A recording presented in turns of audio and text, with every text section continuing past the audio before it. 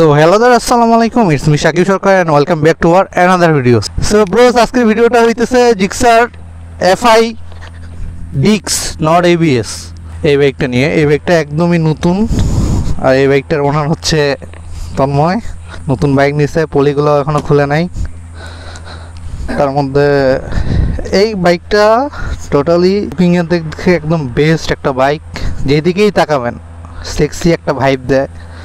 এই ফ্রন্টের দিকে তাকাইলে একটা কেটিএম এর আগের যে ডিউক ছিল, এই ইন্ডিয়ানটা না আবার ইন্দোনেশিয়ানটা, ওইটার মতো লাগতেছে কিছুটা, একদম সেই একটা ফুল। এই মাফলারের দিকে মনোটনে যেটা ছিল এটার থেকে এই মাফলারটা অনেক বেটার লাগে আমার কাছে।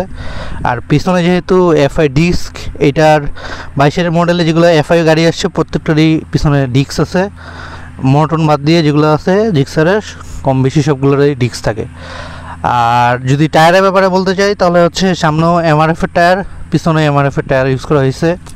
আর এই বাইক নিয়ে নতুন কিছু বলারই নাই, এই বাইকটা ইয়াং জেনারেশনের ক্রাশ।